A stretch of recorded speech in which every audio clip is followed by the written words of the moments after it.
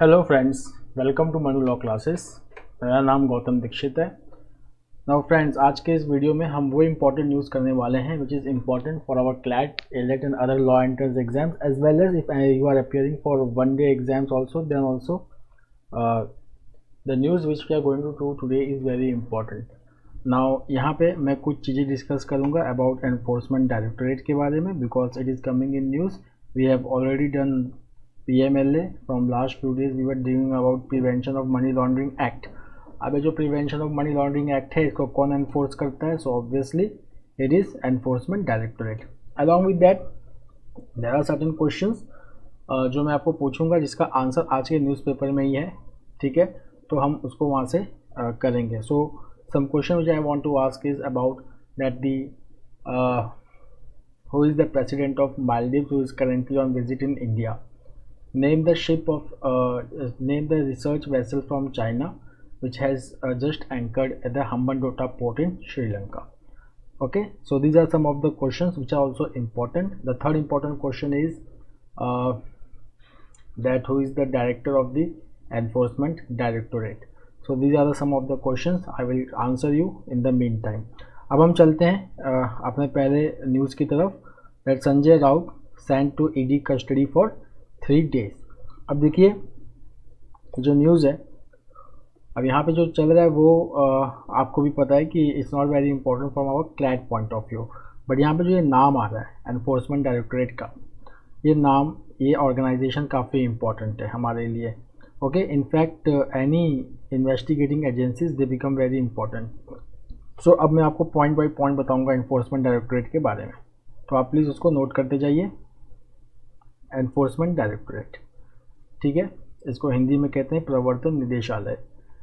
सबसे पहले इसकी हिस्ट्री हम देखते हैं कि जो एनफोर्समेंट डायरेक्टोरेट की हिस्ट्री है, तो 1956 में एक फाइनेंस मिनिस्ट्री में एक डिपार्टमेंट है that is called as department of economic affairs. So उस डिपार्टमेंट में, that is department of economic affairs में, ध्यान दीजिएगा, डिपार्टमेंट ऑफ इकोनॉमिक अफेयर्स, इसके अंदर एक यूनिट बनाई जाती है जिसका नाम होता है एनफोर्समेंट यूनिट। ठीक, कब बनाई गई? 1956 में। फिर अगले ही साल, दैट इज इन 1957, इस यूनिट का नाम चेंज होके इसका नाम हो जाता है एनफोर्समेंट डायरेक्टोरेट। तो अब जो वो यूनिट थी अब वो क्या बन गई? निदेशालय, डायरेक्टोरेट बन गया। जैसे ये एनफोर्समेंट डायरेक्टोरेट बनी 1957 में, इसका डिपार्टमेंट जो है वो चेंज कर दिया गया। Okay, and it went under revenue department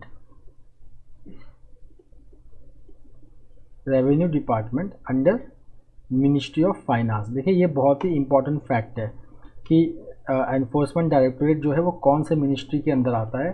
so it comes under revenue department of union ministry of finance. कुछ टाइम के लिए बीच में it was also under department of public grievances, but let currently again it was brought back under revenue department under ministry of finance. Okay, उसके बाद enforcement directorate का function क्या है, ये बहुत इंपॉर्टेंट है। सो एनफोर्समेंट डायरेक्टोरेट का जो फंक्शन है that is for investigating violation economic offences and violation of foreign exchange loss, violation of foreign exchange loss. ठीक है, कुछ लॉज हैं जिसका एनफोर्समेंट की जिम्मेदारी एनफोर्समेंट डायरेक्टोरेट के ऊपर है। तो वो लॉज कौन कौन से हैं अगर हम देखेंगे, सबसे पहले फेरा, फॉरेन एक्सचेंज रेगुलेशन एक्ट। तो फॉरेन एक्सचेंज रेगुलेशन एक्ट 1947 में भी था, फिर उसको अमेंड किया गया 1973 में। उसके बाद 1991 में लिबरलाइजेशन हुआ। उसके बाद this act was replaced by foreign exchange management act 1999। देखिए टर्मिनोलॉजी चेंज होगा, पहले हम यूज़ कर रहे थे फेरा, फॉरेन एक्सचेंज रेगुलेशन एक्ट, अब रेगुलेशन टर्म को हटा के मैनेजमेंट कर दिया, तो foreign exchange management act 1999। So this is the act which is enforced by the enforcement directorate. मतलब इसका कोई वायलेशन करेगा तो उसकी जांच कौन करेगा, उसका इन्वेस्टिगेशन कौन करेगा? Enforcement directorate. सेकेंड आता है हमारा prevention of money laundering act 2002। The third is fugitive जो भाग गए, fugitive economic offenders act, fugitive economic offenders act, offenders act, ठीक है, दैट इज 2018। सो ये जो 3 एक्ट का जो वायलेशन होगा that will be investigated by enforcement directorate. अब एनफोर्समेंट डायरेक्टरेट के बारे में हम देखते हैं कि इनके हेडक्वार्टर्स कहाँ पे। तो एनफोर्समेंट डायरेक्टरेट का जो हेडक्वार्टर है वो है दिल्ली में, तो दिल्ली में इसका हेडक्वार्टर है, ठीक है, फाइन। ब्रांचेस इसके हो जाएंगे कोलकाता, मुंबई, चेन्नई, ठीक है। नाउ अब इनके डायरेक्टर कौन है, एनफोर्समेंट डायरेक्टर के डायरेक्टर कौन है? So it is Sanjay Kumar Mishra, ठीक है। कुछ प्रोविजंस हैं कॉफपेसा एक्ट के, ठीक है ना, वो भी एनफोर्समेंट डायरेक्टरेट ही इन्वेस्टिगेट करता है। The next is GST, goods and services tax, okay. So goods and services tax के बारे में हम यहाँ पे देखने वाले हैं, ठीक है। So GST levees won't burden the poor. तो भाई गुड्स एंड सर्विसेज टैक्स के बारे में 2 इन्फॉर्मेशन आया है, दोनों इन्फॉर्मेशन इंपॉर्टेंट है। एक तो कलेक्शन कितना हुआ है और ये किस चीज़ के बारे में बात हो रही है। ये बात हो रही है 5% levy on loose, wheat, milk, दही, उनके में 5% टैक्स लगा है, ठीक है ना। सो यहाँ पे जो 5% टैक्स लगा है ऑन लूज मटेरियल, मतलब देखिए पहले टैक्स किस पे लगा था, ब्रांडेड प्रोडक्ट्स पे, पर लूज प्रोडक्ट्स पे जो हम लोग छुट्टा खरीदते हैं, जैसे कि मान लीजिए कि आपको 2 किलो 3 किलो गेहूँ खरीदना है, ठीक, या मिल्क आप ले रहे हैं या दही आप ले रहे हैं, उनके ऊपर टैक्स नहीं था। तो जो प्रोड्यूसर्स थे वो इसका फ़ायदा उठाते थे, तो क्या करते थे कि ब्रांडेड ना बेच के अनब्रांडेड बेचते थे टैक्स से बचने के लिए। तो इस लीकेज को रोकने के लिए इस बार जब जीएसटी काउंसिल का मीटिंग हुआ तो उसके ऊपर टैक्स लगाया गया 5% का GST tax, okay. Now opposition are saying that they are going to burden the poor, but the thing is कि जो जीएसटी काउंसिल ने जो डिसीजन लिया है, ठीक है, जीएसटी काउंसिल ने जो डिसीजन लिया है, GST council establish under article 279 of the Indian constitution inserted by 101st amendment act, ठीक। तो लगभग 5 साल हो गए जीएसटी को इम्प्लीमेंट हुए। तो जीएसटी काउंसिल जो होता है, it is the representation of union as well as state. कोई भी डिसीजन लिया जाता है तो उसमें 3/4 मेजॉरिटी होती है, मतलब कि उसमें बहुत सारे स्टेट्स भी एग्री करेंगे तभी वो डिसीजन लिया जा सकता है। So most of the state government also have agreed on this decision of levying this tax. The next is यहाँ पे जब ये आर्टिकल आप पढ़ेंगे तो यहाँ पे एक नाम आएगा, that is called as taper tantrum, ठीक है ना, टेपर टेंट्रम। टेपर टेंट्रम का मतलब जब यूएस फेडरल रिजर्व, ठीक है, अपने मॉनेटरी पॉलिसी को ट्विक करता है। US federal reserve it is a central bank of USA. जब वो अपने मॉनेटरी पॉलिसी को ट्विक करता है तो डेवलपिंग कंट्रीज़ के ऊपर काफ़ी ज़्यादा इम्पैक्ट होता है, जो अभी चल रहा है, ओके। जैसे कि the federal reserve has increase its borrowing rates, और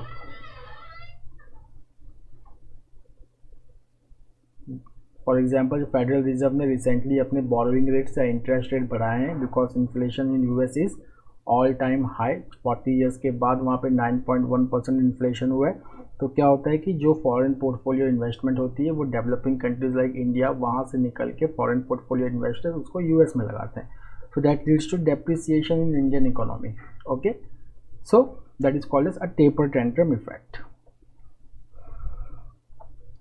द नेक्स्ट इज ये हर महीने ये न्यूज़ आता है, बट आप बस यहाँ पे देख लीजिए, GST collections jump by 28% on imports, it is highest in 3 months. तो जो जीएसटी कलेक्शन है goods and services tax that is 1,48,995 crore, this is second highest monthly collection since the launch of GST regime and highest in 3 months. So GST as we know that started implementation from 2017, ठीक है ना, 2022 में इसने 5 साल पूरे किए हैं, fine. तो अभी तक का ये सेकेंड हाईएस्ट कलेक्शन है, और जो कलेक्शन है उसमें सबसे ज़्यादा कंट्रीब्यूशन जो है वो जो टैक्स कलेक्शन इंपोर्ट की वजह से होता है उससे ज़्यादा हुआ है, ठीक है। It shows that import in India is now rising.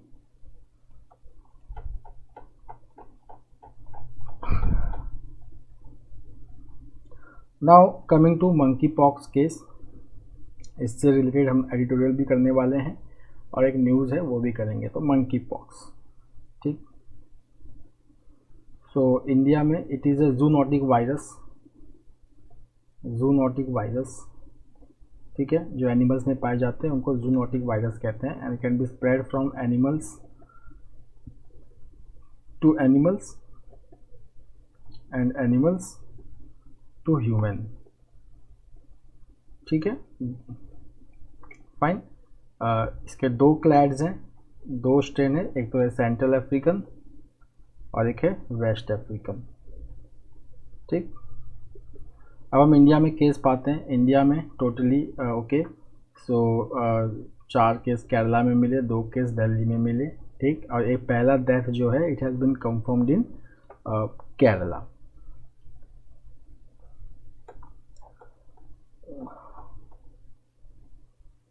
Now there is one more important state news about a disease going on in Rajasthan, that is lumpy skin disease. तो ये लंपी स्किन डिजीज ये kettles में होता है. Lumpy skin disease, इसको आप ये मत समझिएगा कि ये मंकी पॉक्स जानवरों में फैला है, नहीं. इसमें भी क्या होता है कि लंप्स बन जाते हैं स्किन के ऊपर, but that is not monkey pox among animals. Okay, this is lumpy skin disease. This is also a viral disease. और ये जो फैलता है जो इसके वेक्टर्स हैं दोज आर मस्कीटोज, टिक्स, ये इसको फैलाते हैं and becomes deadly. Earlier this disease was found in border districts of Rajasthan, but अब बाकी डिस्ट्रिक्ट भी जो भी हैं राजस्थान के, जैसे जैसलमेर, बाड़मेर, वहाँ से भी इस डिजीज़ को मिला, कैटल्स में डिजीज़ पाई जा रही है. Now see again about monkey pox. So the central government it has now taken a step for creating a task force headed by NTAGI, okay, head to control the monkeypox in India. So if you will just see that India has confirmed its first death of monkeypox from Kerala, where 23-year-old man who recently returned from UAE, he has died and he was detected with monkey fever in UAE itself. जो incubation period होता है वो होता है 21 days का monkeypox के लिए, ठीक है. अगर यहाँ पर हम देखें कि जो फैटिलिटी रेट है मंकी पॉक्स का वो हमेशा 0 से 11% रहा है and is higher among the children, but इस time the fatality rate is 3% to 6%. Last time जब हम देखेंगे कि अफ्रीका में जब डिजीज़ पहली बार ह्यूमंस में डिटेक्ट किया गया था 1970s में, तब से इसकी फैटिलिटी रेट कम है, ठीक है. पहले भी नाइजीरिया में आउटब्रेक हुआ था तो वहाँ पर भी fatality rate was just 3%. But अभी जो इसका सर्च देखा जा रहा है outside Africa, specially in European countries, and it has engulfed 78 countries. Okay, so यहाँ पे इसका जो प्रोफाइल है we have not studied it well, और ये एक प्रोबेबिलिटी है कि हो सकता है कि ये कोविड-19 की तरह एक फैटल डिजीज़ बन जाए. ओके, जैसे यहाँ पे देखेंगे कि अगर मंकी पॉक्स केसेस अगर हम देखेंगे ब्राज़ील और स्पेन में जितने भी लोगों की मौत हुई है उनके पास कुछ एसोसिएटेड सिंड्रोम्स थे, जैसे कि एंसीफेलाइटिस या lymphoma, the persons who have died. उसके बाद अगर हम मोड ऑफ ट्रांसमिशन देखेंगे मंकी पॉक्स का, so it is mainly sexual transmission and close contact and it is not an airborne disease. उसके बाद भी the health authority should make sure to isolate the persons who have contacted this disease. Fine. The next is language as a barrier. देखिए यहाँ पे जो बात हो रही है एक फैक्चुअली इसमें बहुत कम इन्फॉर्मेशन है, ठीक है, but this type of articles normally you will find in your English passage, in your critical reasoning passage. Okay, so doing this passage is very important. It gives you an insight of the goals of National Education Policy 2020. So if you will just see the National Education Policy 2020, ठीक है, तो ये जो policy है it focus on regional languages in higher education, ठीक है ना, regional languages in higher education specially in engineering, medical etcetera. Fine. This policy national education policy 2022 it was 2020 sorry, ये जो इंट्रोड्यूस हुआ था, इसके पहले जो नेशनल एजुकेशन पॉलिसी इंट्रोड्यूस हुई थी वो हुई थी ईयर 1986 में। नाउ नेशनल एजुकेशन पॉलिसी 2020 अपने आप में एक बहुत सारा रेवोल्यूशन है। क्यों? देखिए, इसके पहले जो हम पैटर्न फॉलो करते थे वो होता था 10+2+3 पैटर्न। अब जो हम नेशनल एजुकेशन पॉलिसी 2020 में जो पैटर्न फॉलो करेंगे वो होगा 5+3+4 पैटर्न। ठीक है। उसके बाद जैसे कि आपने किंडरगार्टन का नाम सुना होगा या प्री प्राइमरी स्कूल का आपने नाम सुना होगा, वो पहले फॉर्मल एजुकेशन के पार्ट नहीं थे। अब ये नए स्ट्रक्चर में pre primary classes, they are part of formal education sector. Then there is emphasis on mother tongue, okay, regional language, teachers training, etc. in the new education policy. साथ साथ में it also aims to raise the expenditure on education to 6% of GDP. अभी ये तो 1 से 2% के बीच में है, but it aims to increase the expenditure on education. Fine. Now see, what are the steps which have been already taken for Indianizing the Indian languages, making it in a regional language. देखिए, AICT All India Council for Technical Education उसने एक programme introduce किया है, that is called as AICT Translation Automation AI tool. It translates English online courses in 11 Indian languages. उसके बाद स्वयं एक open online course platform है सेंट्रल गवर्नमेंट का, वो भी बहुत सारे कोर्सेज इंडियन लैंग्वेजेस में दे रहा है। ठीक है। Then many states they have established higher education institutions imparting the instructions in regional language. अब देखते हैं हम यहाँ पे कि कुछ इसमें प्रॉब्लम भी हो सकता है। प्रॉब्लम क्या हो सकता है? जैसे कि मान लीजिए लॉ अगर रीजनल लैंग्वेज में पढ़ाया जाए, ठीक है, तो हमें यहाँ पे देखना पड़ेगा कि जो प्रोसीडिंग्स हैं हायर कोर्ट्स में वो भी रीजनल लैंग्वेज में चलें। नॉर्मली जो प्रोसीडिंग्स होती हैं हाई कोर्ट और सुप्रीम कोर्ट में वो इंग्लिश में ही होती हैं। ओके, तो यहाँ पे एक ये प्रॉब्लम है। सेकेंड प्रॉब्लम क्या है? Suppose somebody has taken the instruction only in Gujarati, तो इसकी जो एम्प्लॉयबिलिटी है outside the state of Gujarat it will become very less, क्योंकि अगर आप देखेंगे तो अपने स्टेट से बाहर नौकरी पाने के लिए इंग्लिश या हिंदी ये आना ज़रूरी है, स्पेशली इंग्लिश। ओके, सो यहाँ पे हमें the author is emphasizing that we have to focus on regional language but we should not make English as a imperial language और हम इसकी यूज़ को एकदम ही ख़त्म कर दें। Okay, now coming to this news about using a rupee route to get around a dominating dollar. मैं इस पूरे आर्टिकल का आपको सारे इंपॉर्टेंट पॉइंट्स बता देता हूँ। एक इंडिया का रूपी है और जो रशिया का जो है करेंसी उसको हम रूबल कहते हैं। ठीक है, एक रूपी रूबल एग्रीमेंट है जो कहीं ना कहीं 1957-1958 में इम्प्लीमेंटेशन में आया था। ठीक है, और ये एग्रीमेंट साइन हुआ था 1953 में सबसे पहली बार। ठीक है, 1953 में एग्रीमेंट साइन हुआ था, 1991 में ये एग्रीमेंट ख़त्म हो गया after the disintegration of USSR. अब रूपी रूबल एग्रीमेंट में क्या होता है? रूपी रूबल एग्रीमेंट में ये होता है कि हम डॉलर, दोनों कंट्रीज़ डॉलर यूज़ नहीं करेंगी, that is India and Russia, they will use रूपी रूबल ट्रेड।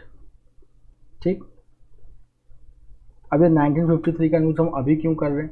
तो ये जानना बहुत ज़रूरी है कि जब से रशिया यूक्रेन क्राइसिस चल रहा है तो रशिया के बहुत सारे बैंक्स पे वेस्टर्न सैंक्शंस लग गए हैं। ठीक है, and they have been put out from SWIFT. SWIFT एक ऐसा मैकेनिज़्म है which facilitates the transfer of funds from one bank to other. Okay, अगर कोई बैंक स्विफ्ट का पार्ट नहीं है तो ये समझ लीजिए कि जो हार्ड करेंसीज हैं, ठीक है, जैसे डॉलर, यूरो, पाउंड एक्सेट्रा, उसमें ट्रेड नहीं हो सकता। जो स्विफ्ट का फुल फॉर्म है that is society for world wide inter bank telecommunication system, ये स्विफ्ट का फुल फॉर्म है। ठीक है, इसका हेडक्वार्टर बेल्जियम में। अब जब से रशिया यूक्रेन क्राइसिस चल रहा है तब से रशिया के बहुत सारे बैंक्स को इससे बाहर निकाल दिया गया है, तो they can not transact in dollar.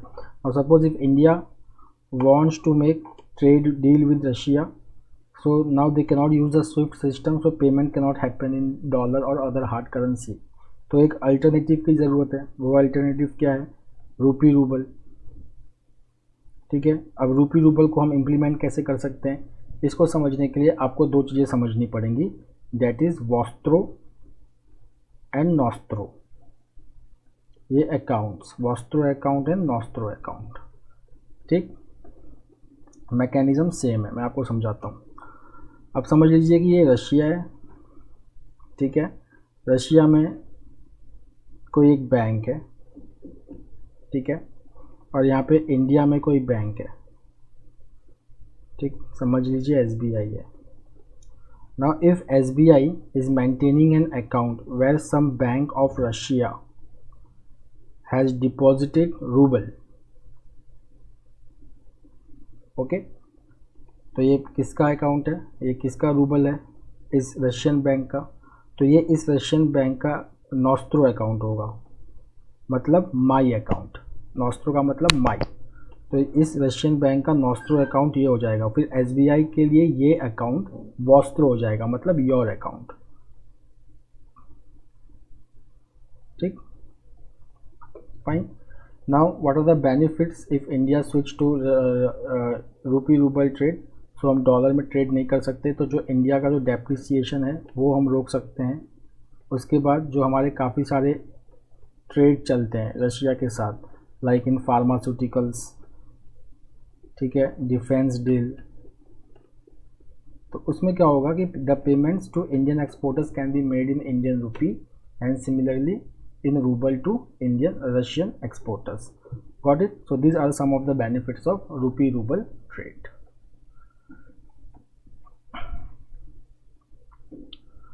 The next is science and tech से एक न्यूज़ है, science and technology.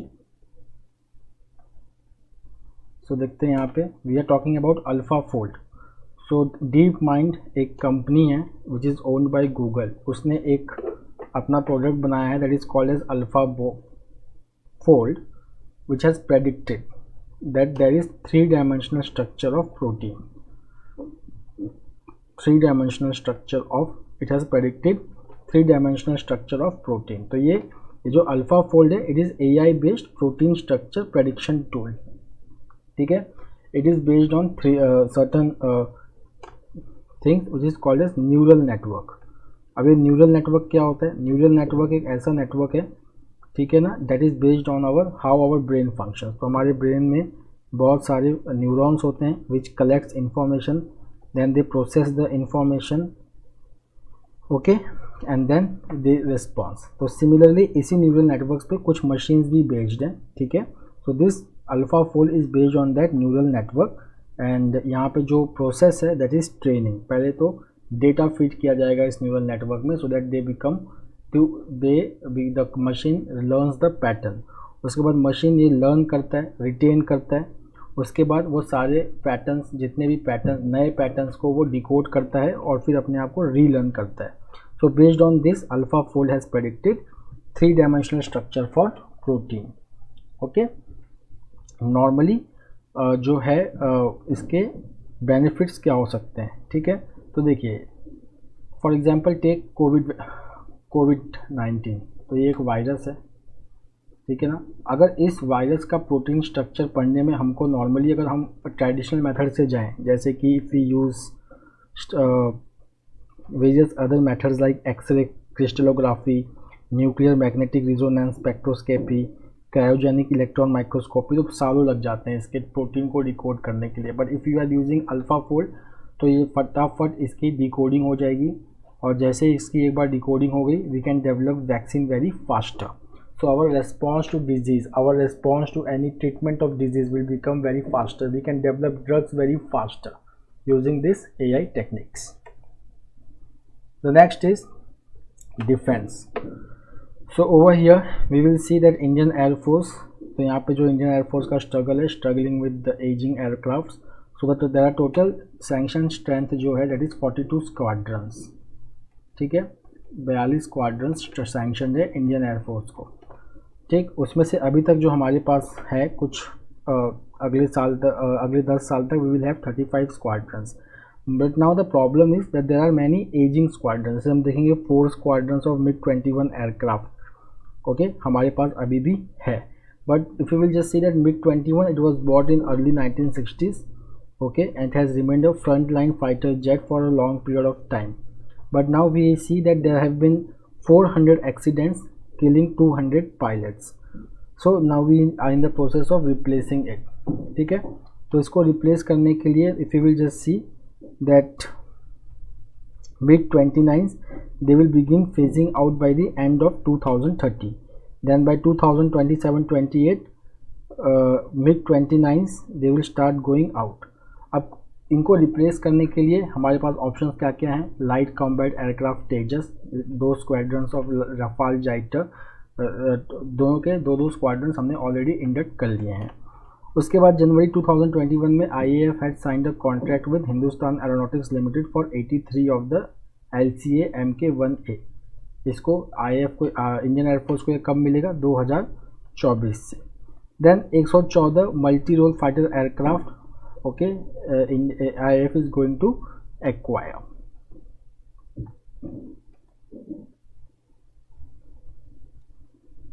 The next is who is Maldives Prime Minister? I have asked to President, so it is Ibrahim Soli. So he has arrived in Delhi.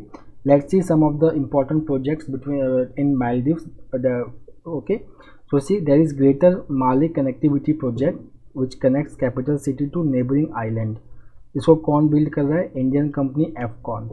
कितना help मिला है India से? $400 million line of credit and $100 million as grant.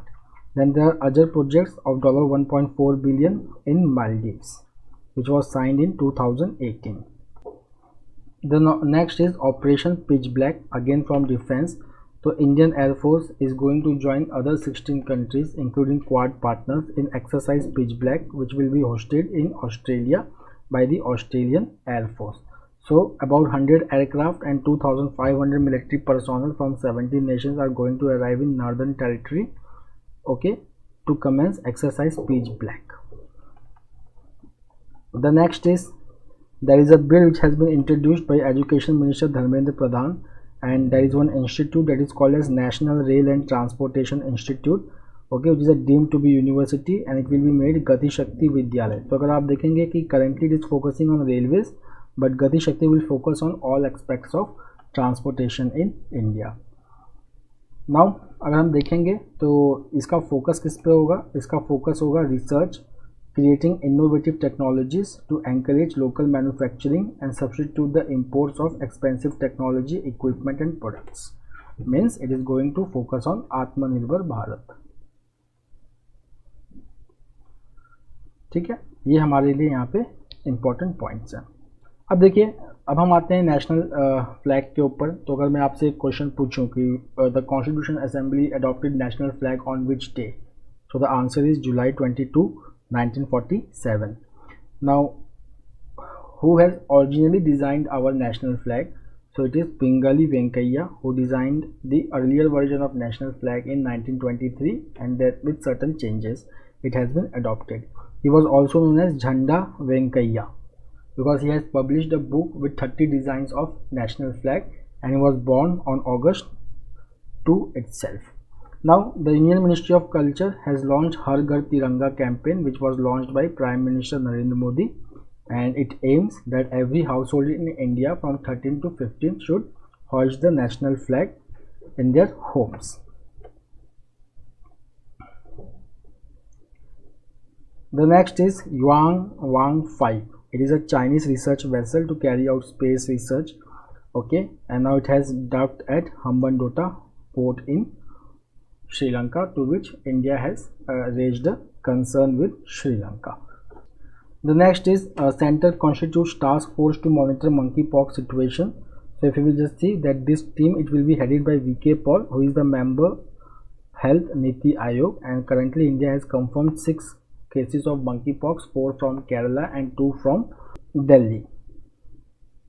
Now if you will just see that monkeypox, so it is a zoonotic disease caused by monkeypox virus which belongs to the family of smallpox, and this endemic मतलब सिर्फ उसी reason में पाया जाता है, that is West and Central Africa, but now currently reported from 79 countries including Europe.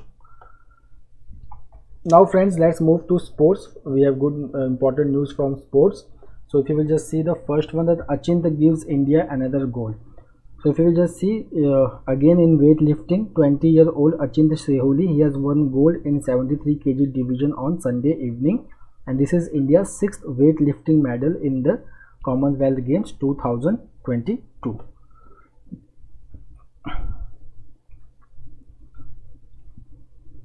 The next is creating the record. So Amit Pangal, 51 kg, and Commonwealth Game bronze medalist Mohammad Hussain recorded authoritative wins. Matlab they have moved to the quarterfinals now in the Commonwealth Games. So we have to see that at last where they finish. But some record has been created by an Australian swimmer. She is Emma McCon. So she has become the most successful Commonwealth Games athlete of all time, and she has swept the women's 50-meter freestyle to claim a record 11th gold medal. Then there is one South African swimmer, Charlie Close. Okay, so he has joined shooters Michael Gallot and Phil Adams as the most decorated game athletes. He has snatched till now 18th medal by winning 200 meters butterfly. So friends, that's all for today. We will meet tomorrow again with a daily Hindu analysis. Till then, have a nice time. Take care. Thank you.